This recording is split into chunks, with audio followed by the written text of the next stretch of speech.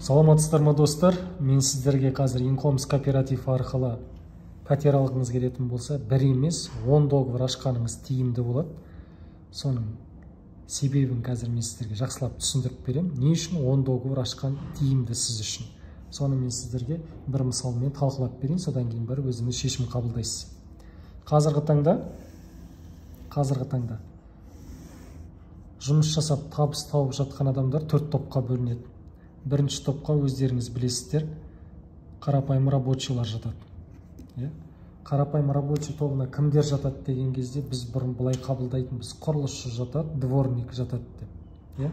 Қарапайым рабочий тобына таңғы сағат 8:00-ден кешкі сағат 18:00-ге дейін күніне 8 сағат уақытын 80 мың немесе 150 мың айлыққа сататын адамдардың барлығы қарапайым рабочий тобына жатады.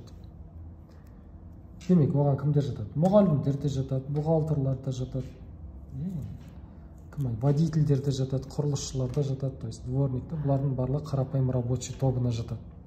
Қарапайым халықтың қазіргі таңдағы өмірі қандай? Кредит алады, үйіне домашний кинотеатр, телевизор сатып алады.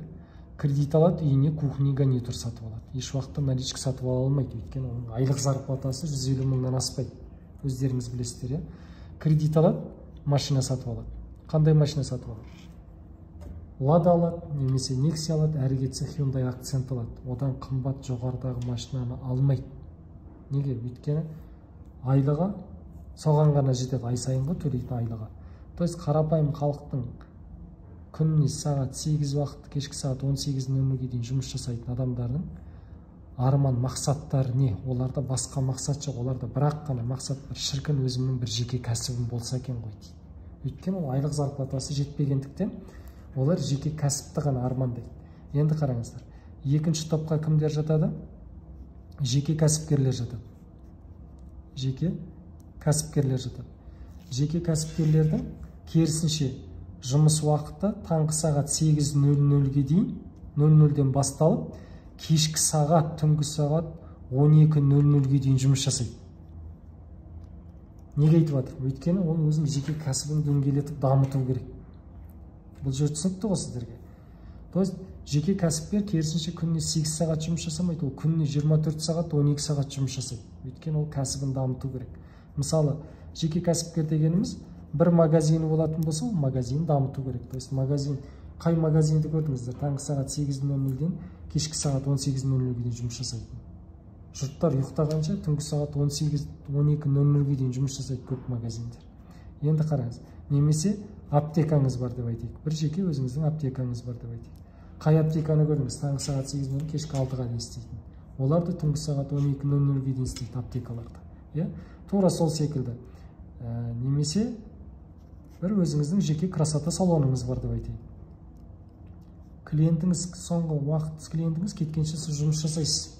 То есть уақытында жауап кете алмайсыз. Бұл жеке кәсіпкерлер. Енді қараңыздар. Үшінші топқа кім жатады? Үшінші топқа бизнесмен жатады. Бизнесмен мен жеке кәсіпкердің айырмашылығы неде?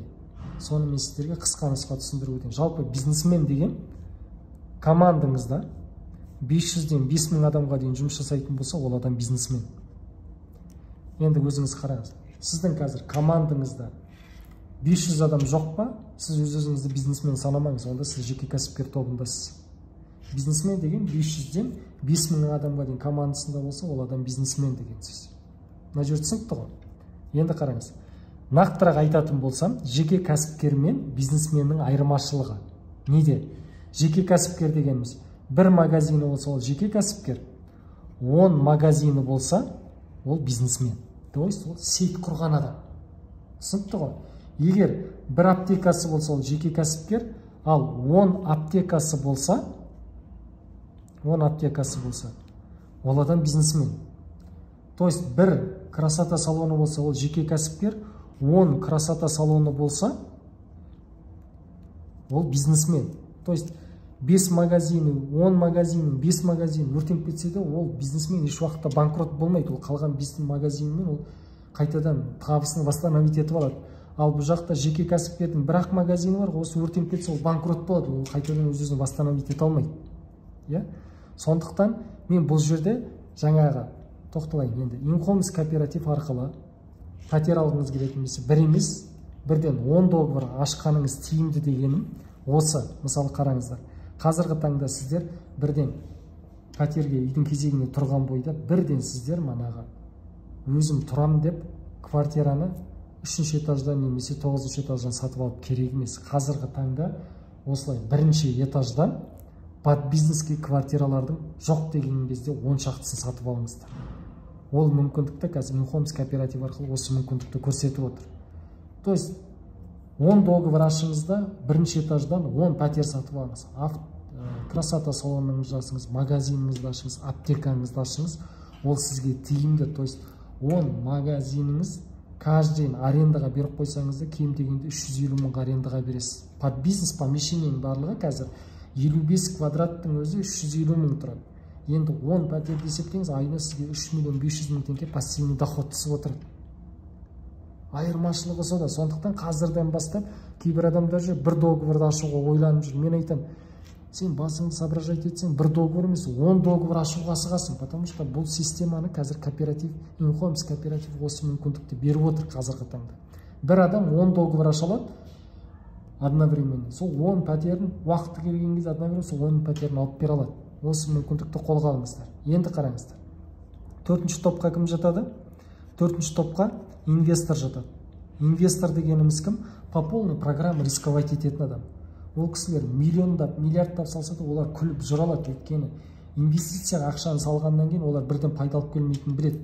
3 жыл, 5 жыл бойы инвестиция салады, одан кейін барып табыс алып келеді. Тоже Инхомс кооперативте де солай. Сіз договор ашқаннан кейін нақты күту мерзімі бар. 2 жылдық күту мерзімі бар, 6 айлық күту мерзімі бар, 3 жылдық күту мерзімі программаңызға байланысты. Қалай уақытыңыз өтеді, сіз солай өзі пәтеріңізді аласыз. Сосын бизнестеріңізді ашасыз да, оны арендаға бересіз, немесе өзіңіз айналдырасыз. Осыны инвестор деп айтады, осыны инвестиция деп айтады. Енді қараңыздар. Қазіргі таңда Қазақстан елінде 90% қарапайым халық, 10% бай адамдар. Қазақстанда статистика бойынша. Бірақ Қазақстандағы бүкіл жұмысты атқаратын, жұмыс деп қойайын, жұмысты атқаратын қара жұмыстың 80%, керісінше, мына 90% қарапайым халық атқарады. 20% аздаған байлар атқарады. Бірақ Қазақстанда айналып атқан миллиардтаған ақшаның керісінше осы 80% осы аздаған байлар алады да, 20% қарапайым халық алады. Бірақ қара жұмыстың 80% осы қарапайым халық атқарып жатыр. Бірақ Қазақстанда айналып атқан миллиардтаған ақшаның 80%-ын аздаған байлар алады да, керісінше 20% қарапайым халық алады. Енді сіздерге сұрақ, осы әділетті ме, әлде әділетсіз ба? Әрине, көп адамдар айтады, бұл әділетсіз ғой дейді. Өйткені қарапайым халық, бүкіл жұмыстың 80%-ын қарапайым халық атқарады, бірақ табыстың барлығын аздаған байлар алады. Әрине, бұл әділетсіз дейді. Енді қараңыз, мен сіздер сөйтіп айтып отқан ойларыңызды түсініп отыр. Бірақ мен осы жерде салыстырып айтайын. Мысалы, жеке кәсіпкер, бір продуктовый магазин ашу үшін ол 5 миллион теңге қаражат жұмсады. Магазинде кім бар? Продавец бар. Енді қараңыз, бұл магазин. Магазиннің табысын екіге бөлейін. Продавец бар, сосын хозяйкасы бар. Продавец бар и хозяйкасы бар. Түскен табыстың 100% түскен табыстың 80%-ын продавецке бермейсіз ғой. 20%-ын хозяйка алмайды.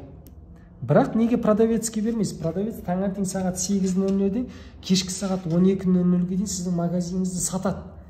Бірақ сол табыстың 80%-ын алмайды. Не үшін? Өйткені ол продавец магазин системасын білсе де, ол өз-өзіне жауапкершілік алып, ответственность алып магазин ашқан жоқ. Тура сол секілді ғой, сіздер де қазір өз-өздеріңізге жауапкершілік алып, Инхомс кооператив арқылы бір емес 10 договор ашып, нартәуекелге бел буып, 2 жыл, 3 жыл күтіп, 10 пәтеріңізді алып, оны арендаға беріп, жауапкершілік алатын болсаңыз, сіз қазіргі табысыңыздағыдай болмайсыз. Сіз өзің айлық табысыңыз уже арендаға беріп алсыз, табысыңыз бар, сіздің айлық табысыңыз 3 миллионнан жоғары болады.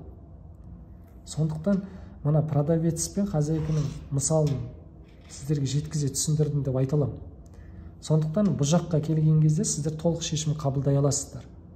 Түсінікті ғой? Сондықтан Инхомс кооператив арқылы мен под бизнеске ақша алғым келеді, немесе бірінші этаждан сол под бизнеске помещение алғым келеді, бірінші этаждан квартира алып оны арендаға бергім келеді деп шешім қабылдасаңыздар, менің WhatsApp номерім 8707 751 15 07 номеріме хабарлассаңыздар болады. Мен сіздерге толыққанды қай қалада болсаңыздар да онлайн договор ашып бере аламын. Және де ай сайын оплатаңызды төлеп, нақты күту мерзімі жеткеннен кейін сіз осы пәтерлеріңізді алып, бизнесмен болуларыңызға керемет мүмкіндік бар. Сау саламатта болыңыздар.